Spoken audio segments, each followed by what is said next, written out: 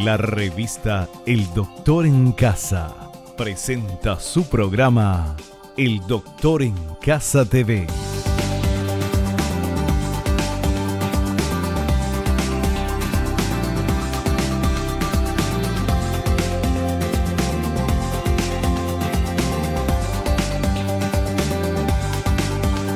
Con la conducción de Vivi Landó.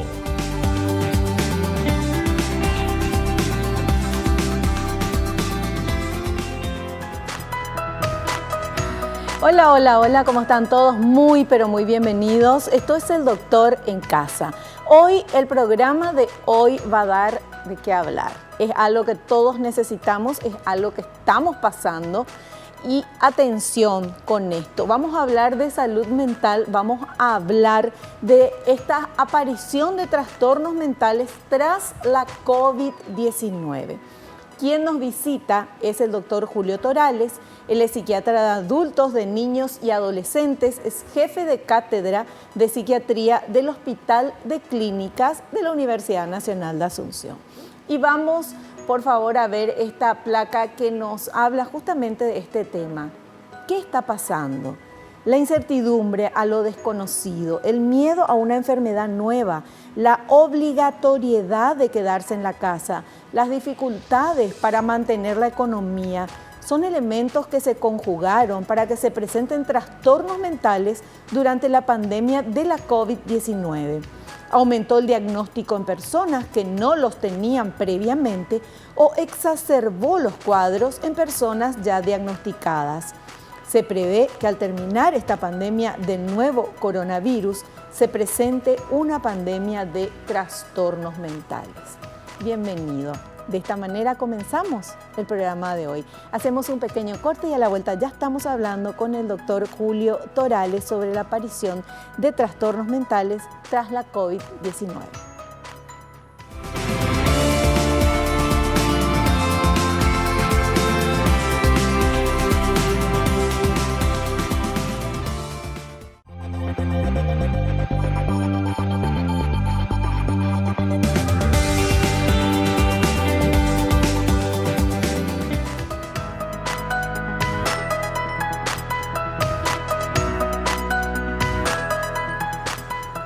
Ya estamos con nuestro invitado, él es el doctor Julio Torales, jefe de cátedra de psiquiatría del Hospital de Clínicas, es un psiquiatra con mucha experiencia y un amigo que está acá en la casa y es un placer recibirlo. Hola Julio, bienvenido al Doctor en Casa. Hola Vivi, gracias por la invitación, saludos a vos y a toda la audiencia y a todo el personal que hace que el Doctor en Casa llegue a nuestras casas justamente. Muchas gracias. Bueno, contame por favor, nuestro tema es aparición de trastornos mentales tras la COVID-19 porque nos movió y nos sigue moviendo, todo nos cambió el esquema, la película, con mucha incertidumbre, con mucho dolor para mucha gente también. Entonces, eso evidentemente choca en la mente del ser humano y uno reacciona de maneras diferentes. ¿Cómo afectó todo esto?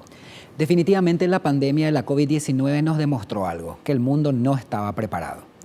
No estábamos preparados en el punto de vista económico, en el punto de vista de recursos, en cómo como humanidad podríamos hacer frente a esta situación de confinamiento, de incertidumbre y de muerte para muchas personas. Sí. Si antes de la pandemia teníamos ya un aumento considerable en los trastornos mentales a nivel mundial, ya sea porque empezaron a haber más trastornos mentales o porque afortunadamente la gente empezó a darle más importancia a la salud mental y comenzó a consultar más, durante el confinamiento y durante la pandemia, los trastornos mentales aumentaron exponencialmente. Te puedo dar un ejemplo. Se estima que la prevalencia, es decir, la frecuencia con que se puede aparecer depresión en la población general a nivel mundial es del 21%. Más o menos 1 de cada 5 personas va a desarrollar síntomas depresivos en algún momento de sus vidas. Y cuando hablamos de trastornos de ansiedad, eso llega a 33%. Eso era antes de la pandemia. Sí. Esos números aumentaron. Todavía no podemos hacer proyecciones certeras pero de que vamos a ver un aumento y lo estamos viviendo en el día a día, tanto en la práctica privada como en los hospitales de referencia públicos para el manejo de pacientes o de personas con trastornos mentales, lo hemos visto. Realmente la pandemia nos sacó de nuestra zona de confort e hizo que no solamente el cuerpo sufra, sino que la mente también se haya afectado. Por eso decimos que al terminar, esperemos que pronto, esta pandemia del coronavirus, vamos a tener una nueva pandemia, que es la pandemia de trastornos mentales, a la cual todas las personas debemos estar preparadas para hacer frente, no solamente los profesionales de la salud, sino la gente común, la gente corriente, en el sentido de que aquellas personas tenemos que aceptar cuando estamos enfermos, reconocer que la salud mental es parte intrínseca de nuestra dualidad de seres humanos, somos mente y cuerpo, y no tener vergüenza de pedir ayuda e ir a consultar con un profesional de la salud mental, ya sea un médico psiquiatra o un psicólogo. Ese miedo a consultar, ese pudor, ese tabú que se tenía antes por lo menos, ¿eso mejoró? ¿Continúa? ¿Se ve más normal? Esa es la palabra que no hay que usar, pero bueno, es la palabra que usamos. ¿Se ve más normal consultar? Mejoró, pero todavía estamos muy lejos de lo que esperamos que sea. En el día a día, nosotros en el día a día utilizamos un lenguaje peyorativo muchas veces cuando hablamos de salud mental. Hay un ejemplo que utilizo siempre. Cuando nos enojamos con una persona, generalmente del sexo femenino, ¿qué decimos? Déjale, esa es una loca. No decimos, no le hables mal a la artrítica, deja de hablar con la neumónica, basta de hablar con la hipertensa. No, siempre utilizamos a la enfermedad mental de manera peyorativa. Entonces, con nuestro lenguaje diario hacemos que muchas personas quieran o no deseen consultar por temor al estigma y a la discriminación. Claro. No me voy a ir al psiquiatra o al psicólogo porque van a decir que estoy loco, que estoy loca. Claro. Inclusive en mi propia profesión, yo soy médico, muchas personas, mis propios colegas todavía tienen vergüenza a consultar conmigo y me dicen, atendeme domingo de tardecita en tu casa. No quiero que me vean entrando al consultorio. Ese es un estigma que todos tenemos que romper, no solamente las personas de a pie de calle, sino también los profesionales de la salud. Insistir que la salud mental es parte intrínseca, vuelvo a recalcar eso, y que está demostrado que mientras tengamos buena salud mental, nuestra salud física también está bien. Un ejemplo, investigaciones han demostrado que comparando, por ejemplo, a una persona con un dolor de garganta, una faringoamigdalitis, sin síntomas asociados de salud mental, versus una persona con faringoamigdalitis que también está deprimida o que está ansiosa. La persona sin trastornos mentales responde más rápido a los antiinflamatorios, responde más rápido a la antibiótico terapia, es decir, se recupera más rápido que una persona que sí tiene algún trastorno mental asociado. Entonces, los trastornos mentales afectan al cuerpo, los trastornos físicos o las enfermedades físicas afectan a la mente. Algún día tenemos que dejar de separar las casillas entre sí y pensar que el ser humano justamente es esa dualidad de mente-cuerpo que nos hace estar en la escala superior de la evolución Así actualmente. Mismo. Y incluso la denominación trastornos mentales, es como que uno escucha trastornos mentales y se imagina una persona fuera de sí, que está toda ya enloquecida, como decimos nosotros, ¿verdad? Sin embargo, trastornos mentales es depresión, es ansiedad. ¿Quién no tiene ansiedad hoy en día? ¿Verdad? Y depresión en algún otro grado. Definitivamente, justamente lo que... tardamos mucho en definir, o sea, los investigadores tardaron mucho en definir cómo era mejor llamarle a la enfermedad mental o trastorno. Y realmente a más gente le asusta la palabra enfermedad. Un trastorno per se no tiene que ser visto como algo negativo. Cuando uno tiene un problema de estómago, tiene un trastorno del estómago. Cuando uno tiene un problema pulmonar, tiene un trastorno pulmonar. ¿Qué significa un trastorno? Una disfunción, un desequilibrio de un órgano, en este caso, para los trastornos mentales, de un órgano que es el cerebro. Entonces, hablemos correctamente de él, démosles el nombre, no tengamos miedo de consultar, que la única forma de vencer el miedo es educándonos, ayudando a las personas a que moderemos nuestro lenguaje a la hora de hablar y que ir al psicólogo y al psiquiatra es casi una necesidad del día a día para poder compartir nuestras experiencias con una persona que está formada para escucharnos. Y para ayudarnos. Así mismo. Bueno, qué interesante. Ya avisaba yo que este programa va a estar re interesante, más con nuestro invitado, un capísimo, y vamos a ir conociendo un poquito más. Y a mí me gustaría en este momento que vos pienses, ¿Cómo te afectó a vos este tema de la COVID-19, del encierro? Porque a cada persona le tocó diferente. Hay personas que lastimosamente perdieron el trabajo. Hay otras personas que perdieron familiares, amigos, por culpa de la enfermedad. Hay personas que se quedaron con mucho miedo, que no quieren salir ni a la esquina. Hay otras personas que dicen, no, esto no es nada, no me interesa, son así arrojados y no se cuidan. Y para mí eso también no hay algo que no está funcionando bien para hacer eso, no sé. Vamos a consultarle, pero me gustaría que vos pienses en este momento, ¿qué cambió o qué se exageró, se exacerbó en mí en este tiempo que estamos de cuarentena y con ese miedo al COVID? Porque así vamos a ir descubriendo en el programa con nuestro invitado. Y vamos ahora con este primer material que habla de lo que ya nos hablaba Julio, el estigma sobre la salud mental. El estigma sobre salud mental. Todavía es algo vigente y esa es una pandemia de no acabar, donde vemos a la enfermedad mental con ojos prejuiciosos. Muchos aún piensan que ir al psiquiatra o al psicólogo es de locos y las personas prefieren no consultar. Como sociedad, tenemos que pensar que la enfermedad mental es igual que la física y requiere el respeto, tratamiento e incluso prevención necesario. Es lo que nos decías, ¿verdad? Insistir mucho en que no existe la locura, existen los trastornos mentales, todos se diagnostican, todos se tratan, la mayoría se curan y los que no se curan se controlan. Claro. Es como la hipertensión arterial. Sí. La hipertensión arterial es una enfermedad crónica, no se cura y nadie está siendo estigmatizada o discriminada porque tiene hipertensión arterial. Claro. Dejemos de lado ese concepto del medioevo, de locura que hace que la gente no quiera consultar. Claro. Y dejemos de darle un cariz especial que le estábamos dando. Muchas veces le decimos a una persona con depresión, todo está en tu cabeza. Ánimo, fuerza de voluntad y palmaditas en la espalda. Es una enfermedad, las enfermedades no se curan así. Obviamente, la fuerza de voluntad, el optimismo, una aptitud positiva hacia la enfermedad, claro que ayudan. Pero el tratamiento. Pero con diagnóstico y tratamiento. Si hago el ejemplo, es como que le diga a una persona con presión alta, ánimo, fuerza de voluntad y se va a curar ella sin diagnóstico y tratamiento. Claro. No tiene sentido. Entonces, eso creo que es lo principal para evitar, para prevenir aquellas enfermedades que se puedan prevenir y para diagnosticarlas rápidamente. Julio, decime, ¿cómo uno sabe si se tiene que ir o al psicólogo o al psiquiatra? ¿Cómo elegir? ¿Qué tipo de, o sea, cómo necesito irme? Tengo un problema, hay algo que me angustia. ¿Cómo sé si me voy al psicólogo o al psiquiatra? No hay una regla específica ahí. Lo importante es que el profesional se va a dar cuenta si es que vos necesitas un enfoque médico, psiquiátrico, por lo que vas a consultar, o si vas a necesitar un enfoque más psicológico. Entonces, aquí el mensaje es claro. Tenemos algún problema, nos sentimos sobrepasados, vayamos a consultar con un profesional de la salud mental. Si vienen junto a mí, yo me doy cuenta que esa persona lo que requiere más es de un enfoque psicoterapéutico, psicológico, de consejería, de apoyo clínico, pues derivaré a un psicólogo.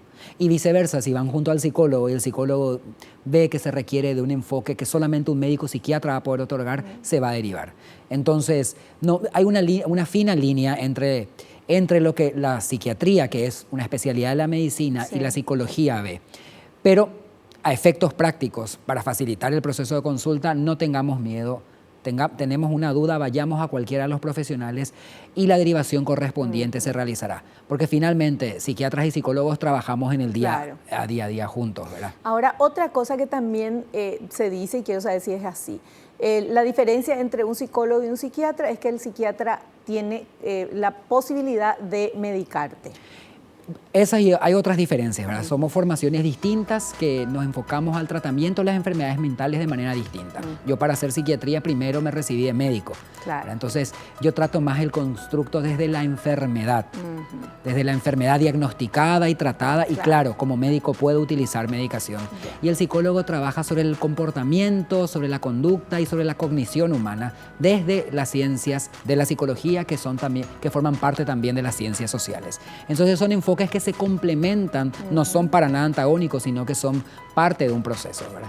Pero dependiendo de cada cuadro, claro, vamos a derivar. Inclusive ahora mismo, para la depresión leve, muchas veces yo no le derivo ni siquiera al psiquiatra, le derivo al fisioterapeuta, porque el fisioterapeuta puede utilizar técnicas físicas, ejercicio aeróbico para la depresión leve. Está demostrado que ahora el ejercicio aeróbico sirve en monoterapia para personas con depresión leve, que inclusive no se requiere ni medicación ni psicoterapia. Entonces, cada vez más la salud mental está abarcando más profesionales que se están formando y en vez de restarnos y chocarnos, nos damos cuenta cuál es nuestro rol. El rol del psiquiatra es desde el punto de vista médico y el rol del psicólogo es más desde el punto de vista de las ciencias conductuales y psicológicas. Perfecto, súper claro.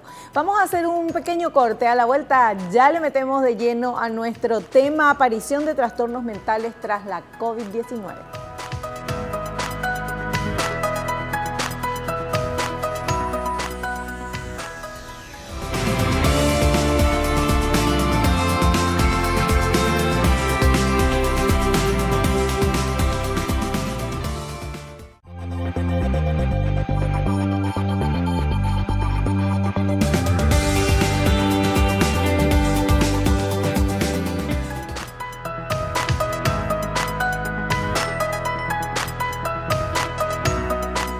Muy bien, continuamos hablando de la aparición de trastornos mentales tras la COVID-19. Y si vos estuviste pensando, no, a mí no me hizo nada, yo no tengo ningún trastorno, nada, estoy espléndido, espléndida, lo mismo te invito a que veas el programa, ¿sí?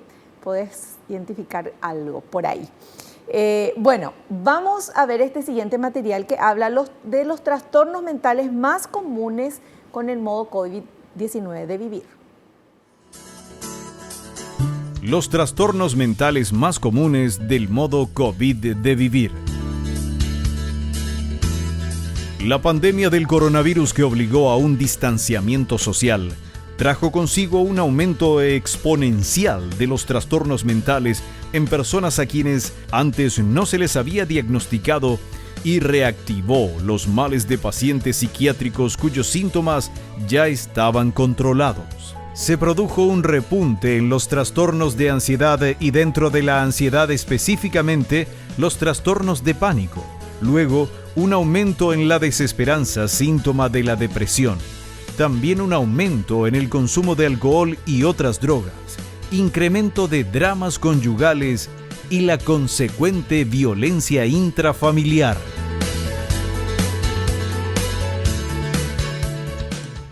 Bueno, acá habló de ansiedad, de depresión, de desesperanza, de alcohol, de otras drogas, dramas conyugales y violencia intrafamiliar.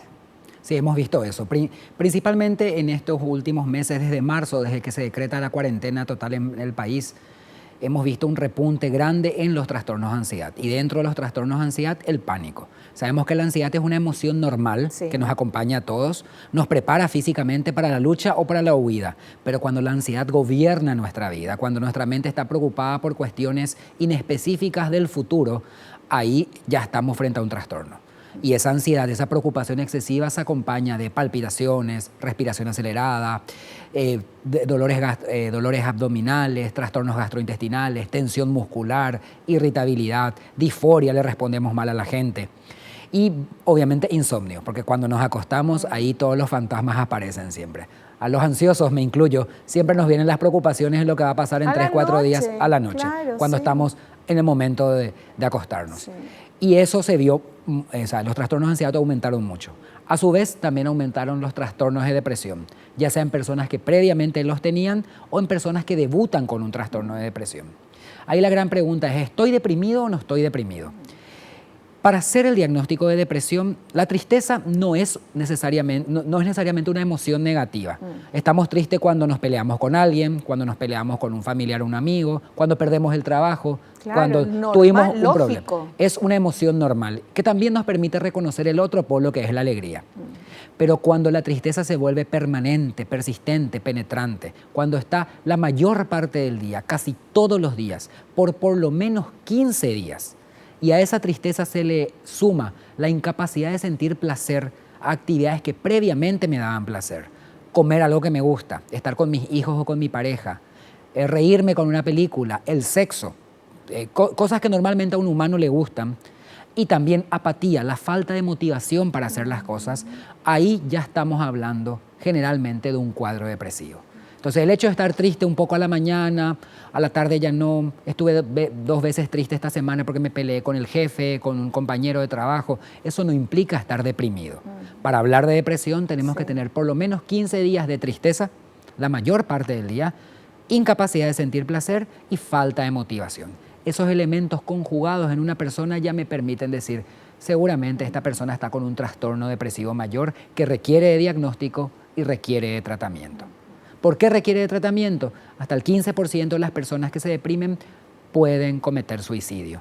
Entonces tenemos que pensar que no es algo banal, algo pequeño. Claro, no es algo, ya va a pasar, dale, el día está lindo, tenés salud, tenés familia, alegrate. Eso no sirve para el deprimido. Así mismo, y encima el deprimido está sufriendo. Sí. Y la depresión no es una enfermedad individual.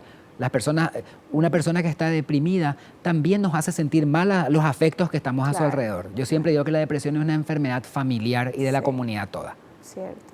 Y esto de la gente que los domingos a la tarde se deprime, ¿eso qué es? Y eso es básicamente la incertidumbre de lo que vendrá en la semana. Los domingos son siempre complejos porque es en el momento en donde uno, aunque sea inconscientemente, evalúa lo que le espera en la semana.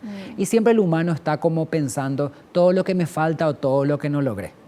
A todos nos pasa. Sí. Los estudiantes universitarios domingo de tarde que hacen procrastinan, ¿verdad? Sí. En vez de estar estudiando están pensando en lo que no estudiaron en la semana y terminan no estudiando otra vez.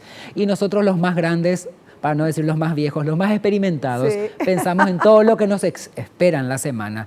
Y generalmente es una sensación de lo que no logramos todavía, pero no implica depresión. Insisto mucho, estar triste de vez en cuando, estar un poco ensimismado, no implica. La depresión sí o sí se va a presentar cuando colorea nuestra vida, cuando colorea nuestra forma de ser y nuestras relaciones.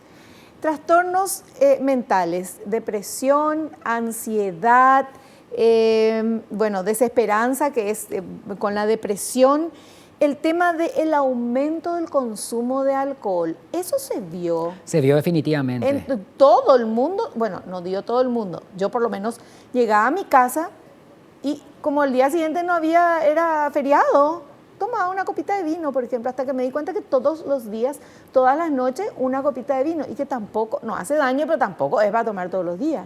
Claro, y a veces es el límite de determinar cuánto es algo social o de relajación que usamos los adultos, porque recordar siempre eso, los adultos, donde se transforma ya en una necesidad física. Y eso hemos visto en muchas personas, principalmente personas que estaban muy ansiosas, o ya muy deprimidas o con mucha sobrecarga emocional, el alcohol te desconecta.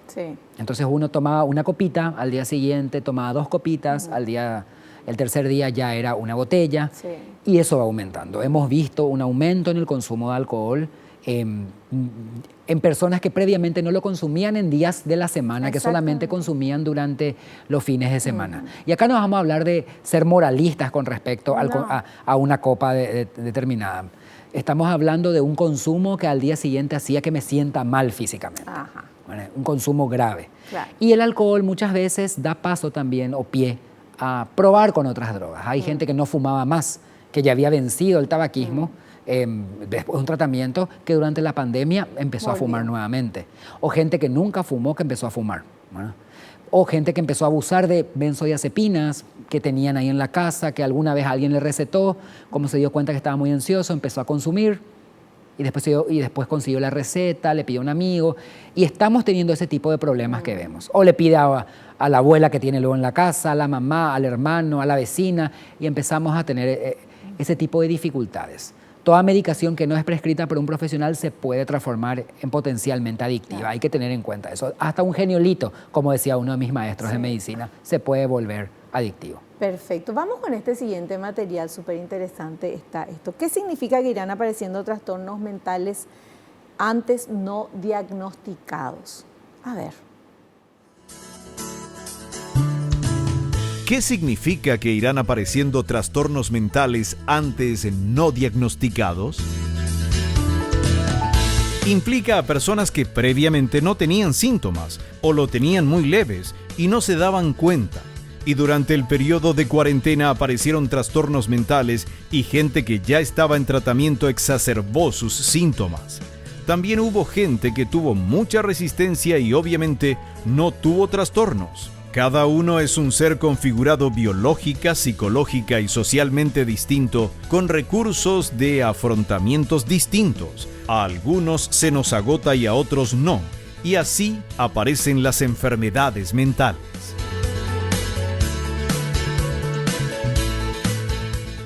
El ejemplo que te puedo dar, Vivi, es tomando en cuenta el Hospital de Clínicas, por ejemplo, un servicio público que no paró, desde la pandemia se reinventó, iniciaron los médicos residentes iniciaron la contención telefónica, telepsiquiatría. 600 pacientes se atendieron a través de telepsiquiatría en estos últimos momentos en un hospital público, de los cuales aproximadamente 292, casi 300 son consultas de primera vez, la mitad. No solamente controles, gente que ya venía siendo paciente nuestro regular, es decir, pacientes que ahora debutan, ahora necesitan consultar porque se sienten sobrepasados. ¿Verdad? Y eso, yo quiero hacer un paréntesis acá porque vos sos médico, ¿verdad? Sos psiquiatra. Yo sería una paciente. Para llegar a darte cuenta de que necesitas una ayuda profesional, pasa mucho tiempo. Hasta que uno se dé cuenta, porque uno dice, no, está acá nomás, voy a superar, o voy a hacer tal cosa, o estoy nomás estresado. O sea, uno cree que puede manejar, creo yo, ¿verdad? Entonces, llega un momento que te das cuenta, te cae la ficha de que no podés manejar. Y muchas veces es cuando ya uno tiene una crisis, o ya se siente tan mal que dice, bueno, voy a consultar. Todavía no tenemos ese ejercicio de consultar por prevención. En salud mental todavía falta mucho para lograr eso, pero ahí la prevención la pueden hacer los cercanos, familia y amigos. Porque muchas veces nosotros no queremos aceptar. Lo dice alguien que también seguramente, yo a veces me siento sobrepasado, pero por suerte estoy rodeado de psiquiatras que me dicen, profe, que te ayudan. Que me hacen frenar. Le agradezco a estos valientes que me atajan a mí a veces. Pero nosotros, familia y amigos, somos los que tenemos la responsabilidad de cuando le vemos a alguien, Vivi, te estoy notando cansada cada vez más. Le estás respondiendo mal a la gente. A veces te veo muy ida o te veo muy desconcentrada en el trabajo. ¿Qué te está pasando? ¿Cómo puedo ayudarte? Esa es la única forma que tenemos, insistirle a la persona. ¿Querés hablar con un profesional? ¿Querés ir a hablar con un profesional para saber? Yo creo que algún día tendríamos que, así como hacemos chequeos anuales de salud física, no vendría mal hacer un chequeo anual de salud mental. Pero primero tenemos que romper ese estigma que al inicio del programa estábamos hablando, ¿verdad? No por ir. En otros países es algo natural. No me gusta la palabra natural, pero es natural tener un terapeuta que me pueda escuchar y orientar. Yo voy a contar algo que le pasó rapidito porque la música nos dice te voy al corte, pero le pasó a un sobrino mío. Él fue a trabajar a Estados Unidos en una empresa muy importante el año pasado y cuando llegó al llenar todo eso le preguntaron el nombre de su terapeuta, de su psiquiatra y le dijo no tengo. Y entonces le agarraron, le miraban como un bicho raro, ¿cómo no iba a tener? ¿Verdad? O sea, es parte normal, o sea, ¿cómo es igual que llenes su médico? No tengo médico, no tengo clínico, nunca me hice ver. Entonces, miraron de esa manera y cuando él contó eso, a mí me hizo un ruido diciendo, nosotros acá solamente cuando nos sentimos mal nos vamos al médico y ni qué decir al psiquiatra. ¿Verdad? Entonces, es algo muy interesante eso que decías, hacer un chequeo. Y ahora con esto del COVID yo creo que nos viene bien un chequeo a todos para ver qué tal estamos y cómo podemos estar mejor, ¿verdad? Así es. Hacemos un cortecito, volvemos ya.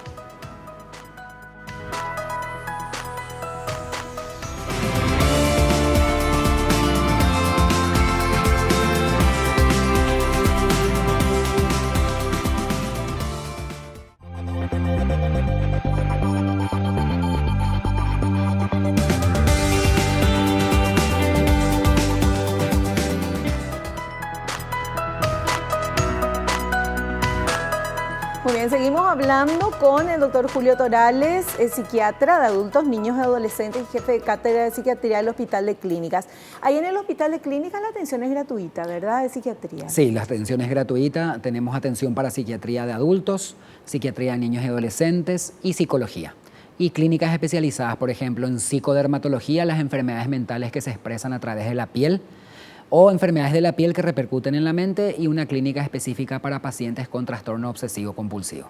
¡Qué maravilla! Entonces estamos trabajando y las urgencias Mucho. físicas se atienden normalmente a aquellas personas que requieren una atención física, Sí. pero en el contexto de la pandemia, en el contexto de las medidas sanitarias, ofrecemos la contención telefónica y también la atención a través de telepsiquiatría. Qué maravilla, qué gusto es saber eso, porque muchas veces la gente quiere consultar, pero justamente su problema de depresión es porque se quedó sin trabajo, no tiene plata, y cómo va a ir a pagar. Entonces, en esto está solucionado el problema. Sí, en la página web de la Facultad de Ciencias Médicas y en su perfil del Facebook, Facultad de Ciencias Médicas 1, tenemos todos los datos, y esto es un servicio disponible para toda la población, completamente gratuito. Perfecto. Bueno, vamos con este siguiente material que habla de este impacto de la cuarentena en niños, en jóvenes y en adultos. El impacto de la cuarentena en niños, jóvenes y adultos. A los niños les cuesta decir estoy triste o estoy ansioso. En niños y adolescentes se vio una exacerbación de los problemas de conducta, del trastorno por déficit de atención, de hiperactividad y mayor irritabilidad. El adolescente es más independiente y el haberse sentido coartado en su libertad hizo que aumente el sentimiento de irritabilidad. Para el adulto es más fácil identificar lo que siente porque ya elabora el concepto de tristeza. En ellos se vio más pánico y depresión. Las personas que estuvieron trabajando durante la cuarentena debido a sus servicios esenciales en la comunidad no tuvieron momentos de tranquilidad. Los médicos de urgencias, pediatras, infectólogos, terapistas clínicos, médicos internos se expusieron a mucho estrés.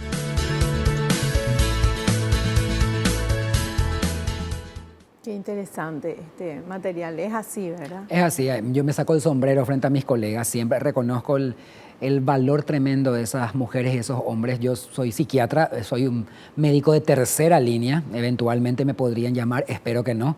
En otros países a todas las especialidades se les llamó para atender la pandemia, pero acá pediatras, médicos de urgencias, clínicos, médicos internos recién recibidos están poniendo el pecho para poder hacerle frente. Hay una frase que me gusta: quédate en tu casa si no querés que un psiquiatra te intube, que te coloque el tubo para respirar. Porque yo les recuerdo que la última vez que toqué un estetoscopio fue en el 2006. Voy a tener que ensayar otra vez. Entonces, si es que la primera línea de defensa cae, se va a empezar a llamar a los otros especialistas. Y no solamente en aquellas profesiones que siguieron trabajando, como ustedes los comunicadores, hay muchas personas que no tuvieron un momento de descanso, y el miedo a la infección, la incertidumbre, venir a la casa corriendo, desinfectarse y para poder estar cerca de nuestros afectos, influyó no solamente en los adultos, en los niños los niños son de por sí activos, tienen sus amigos, sus amigas. Estar encerrados todo el día hizo que descuiden mucho las tareas, terminen estando mucho tiempo en internet, que no es una culpa de los padres tampoco, porque mis hermanas a veces me decían, volverse maestras nuevamente, mantener el teletrabajo desde la casa, estar en la casa, cuidar la casa y nuevamente enseñar cosas que ya no recordamos más. Bueno, en los niños vimos principalmente un aumento de los trastornos de conducta, estaban un poco más vocales, un poco más violentos a la hora de responder a los papás, porque quieren salir, obviamente. Y también vimos en aquellos chicos que tenían trastorno por déficit de atención e hiperactividad, se exacerbaron los síntomas. El niño hiperactivo es complejo de manejar. Seguramente los papás y las mamás que me están escuchando con chicos hiperactivos saben el desafío que representa eso. Y hubo una exacerbación de sus síntomas. Y el adolescente se volvió más adolescente todavía, ¿verdad? En el sentido de que esa libertad que tanto quiere tener el adolescente se vio coartada, y ahora no solamente por papá y mamá, sino por el gobierno, por un decreto presidencial. Entiendo de que todas esas dificultades se tradujeron en dificultades, valga la redundancia, de convivencia. Había sido, nos dimos cuenta que es complicado estar todo el día juntos, ¿verdad? Que no es malo tampoco. Algunas amigas mías y pacientes mías me han dicho, me siento mala madre porque a veces me quería esconder en el baño para descansar de los chicos. Somos humanos, nos sobrepasamos a veces. Esta pandemia, como dije al inicio, nos demostró que no estamos preparados para una emergencia de esta envergadura, y que creo que nos tiene que dejar lecciones aprendidas, ¿verdad?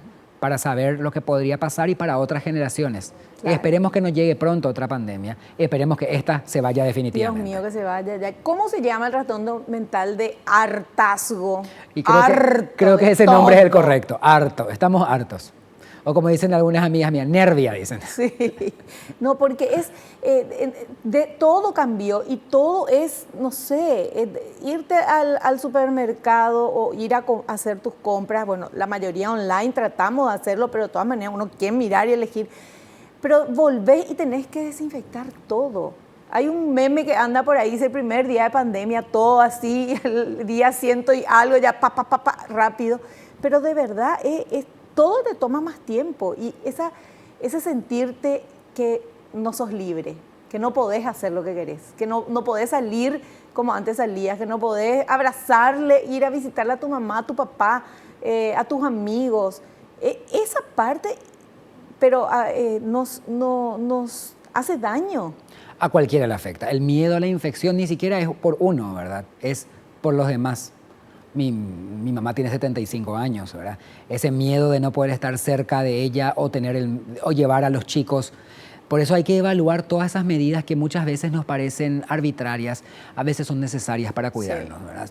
Obviamente siempre recomendamos que las cuarentenas tienen que ser más de educación. ¿En qué sentido? De que la gente altruistamente diga, yo voy a quedarme en casa. Que entienda el por qué. El por qué me estoy quedando en casa. Entiendo los problemas económicos, sí, pero aquellas personas que realmente pueden quedarse, que se queden. Sí. Ese es el mensaje. Perfecto. Vamos con otro material, por favor. Impacto de la depresión. La depresión, actualmente, se considera como la tercera causa de morbilidad a nivel mundial, solamente superada por las enfermedades cardiovasculares y el cáncer. En el mundo aproximadamente se comete un suicidio cada 40 segundos. Esconder a la enfermedad mental no va a hacer que no exista. La enfermedad mental existe. Debe ser respetada al igual que la física y como tal se diagnostica y se trata. La mayoría se curan y las que no se curan se controlan.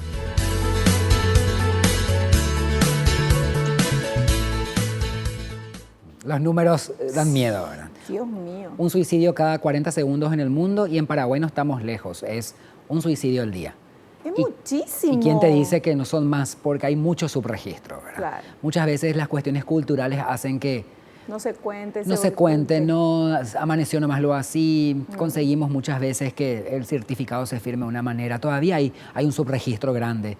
Pero hay que darle nombre al problema. Claro. La gente se mata. Entonces tenemos que enfrentarnos a esa realidad con todos los recursos que tengamos, tanto desde la salud privada como desde la salud pública, formarle a los adolescentes, a los niños desde el colegio con un buen sistema de educación en salud, hablarles del tema. Mucha gente dice, no voy a hablar de suicidio porque le voy a instalar la idea. Mentira, no. La idea ya está instalada ahí. Lo que siempre recomendamos es cuando le vemos a alguien mal, preguntarle, ¿vos te querés matar? ¿Querés morir? ¿Cómo soluciona tus problemas? Muchas veces lo que la persona está buscando justamente era que alguien le pregunte para poder desahogarse. En ese momento, yo no estoy esperando que se transforme en el terapeuta esa persona, claro, sino que la acompañe a consultar. No tengamos miedo de preguntar. Y decime, eso que dicen que el que avisa que se va a suicidar no se quiere suicidar y el que se quiere suicidar no avisa y se mata. En medicina no todo es exacto. Muchas veces podría pasar y dicen, no, ella o él son pastorcitos mentirosos. Avisan muchas veces y siempre hacen y no lo logran al final. ¿Qué pasaría si un día aciertan? Dios mío. Nos vamos a quedar con el miedo. Prefiero equivocarme por ser un poco sobreexagerado, porque ya una persona que hace de todas formas ese tipo de cosas quiere decir que no está bien. Claro. Por algo está haciendo ese tipo de cosas. Con más razón tenemos que intentar hacerle que consulte. Entonces no nos quedemos con esa premisa que el que se va a suicidar no avisa, porque a veces los avisos no son tan claros, son sutiles. Yo tenía un paciente que, como avisó, empezó a pagar todas sus cuentas, empezó a dejar toda la casa ordenada, por fin terminó de pasar el título de la casa a nombre de sus hijos, una serie de cosas que no llamaban la atención, sino que parecía cosas que un hombre de edad ya mayor estaba organizando. Y decía lo que él estaba haciendo era organizando la casa. organizando para dejar todo claro y luego se suicidó. Qué bárbaro. Ese también es un mensaje no hablado. También estaba avisando. Claro. No es que no avisó.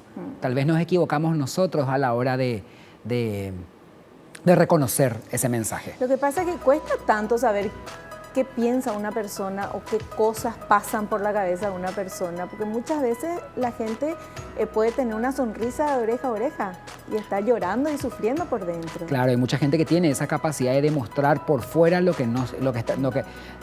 distinto a lo que está sintiendo por dentro. Por eso no nos cansemos, preguntemos.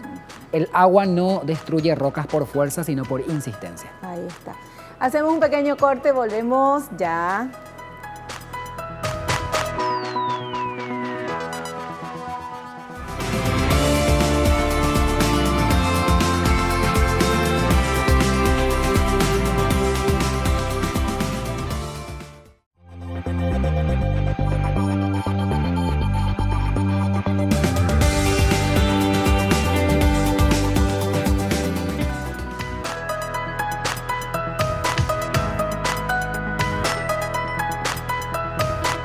Estamos en el último bloque del programa, tenemos unos cuantos minutos todavía para seguir charlando con nuestro invitado. Él es Julio Torales, psiquiatra, y está acá, el doctor Julio Torales, por supuesto, está hablándonos de todo esto, de los trastornos mentales que aparecieron con este tema de la COVID-19, del confinamiento y todo. Tenemos este material muy interesante que queremos compartir, el último del programa. A ver. ¿Cómo prepararse mentalmente para otro confinamiento? Lo que más teme el ser humano y principalmente las personas ansiosas es la incapacidad de controlar el futuro. Nos gusta tener todo bajo control, a unos más que a otros. La mejor preparación es hacer el ejercicio de la aceptación, que no es lo mismo que sumisión. Hay una situación donde tenemos que aceptar que debemos tomar medidas, pensando no va a ser para siempre. De lo que tenemos que tener certeza es que estamos en la incertidumbre y así por lo menos aceptamos que no sabemos lo que va a pasar, pero día a día hacemos lo que se requiere. Calmados, vamos a conseguir un poco de paz mental.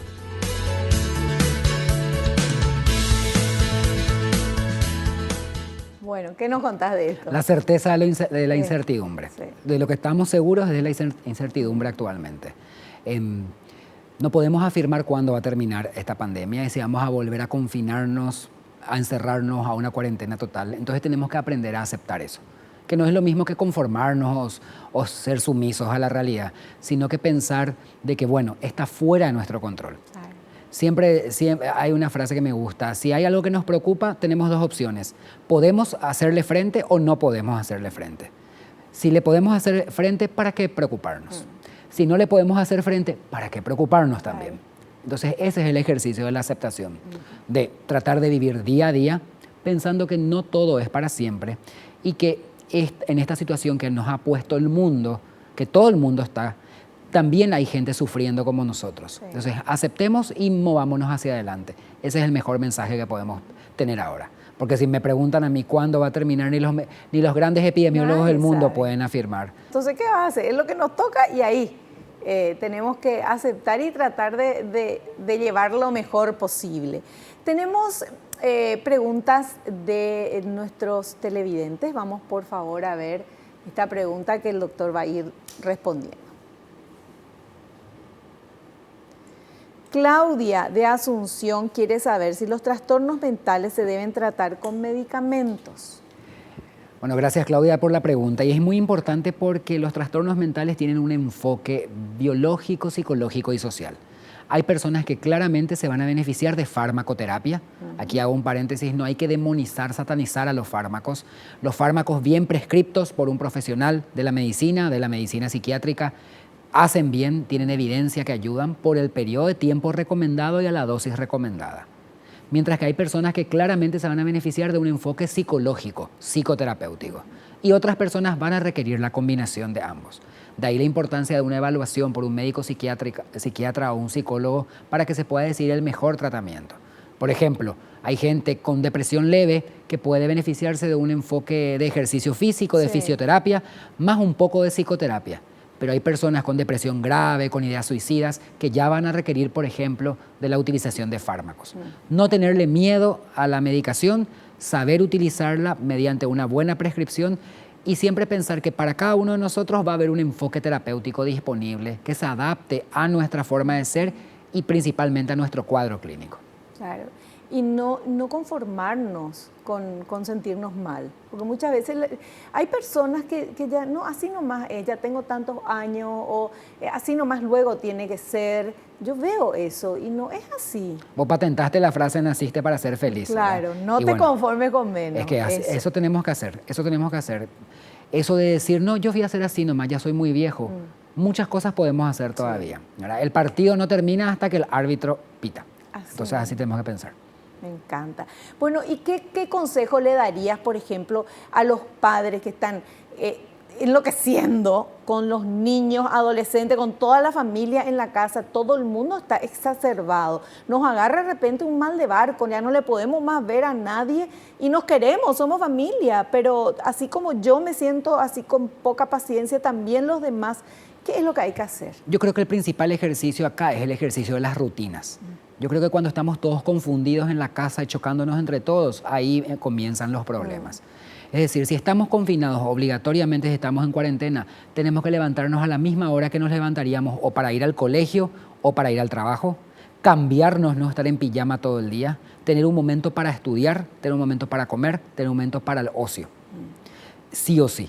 Y cambiarse de ropa, si es posible, no llevar la computadora a la cama, no confundirle a nuestro cerebro con que el lugar de descanso es un lugar de trabajo y establecer rutinas para que en el momento que los chicos están en el colegio haciendo tareas, yo como papá pueda descansar un rato también y pensar de manera distinta y destacar, alejarme un poco.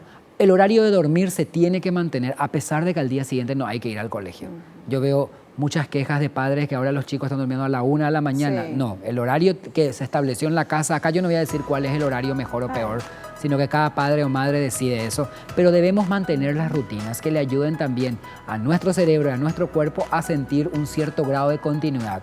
La vida no terminó, la vida está distorsionada ahora, pero la vida va a volver a ser, esperemos pronto, lo que era antes. Me encantó. Muchísimas gracias, Julio, por tu presencia aquí y queremos invitarte para un siguiente programa. Cuando quieran. Gracias a ustedes. Muchas gracias. Nosotros nos despedimos hasta el próximo programa. Aprendimos mucho con nuestro invitado de hoy. Y no te olvides lo que te digo siempre, naciste para ser feliz. No te conformes con menos. Chao, chao.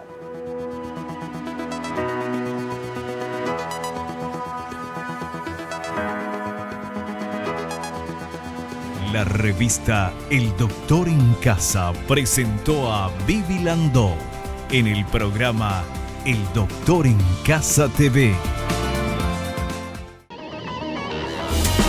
Fue una realización de Alicante.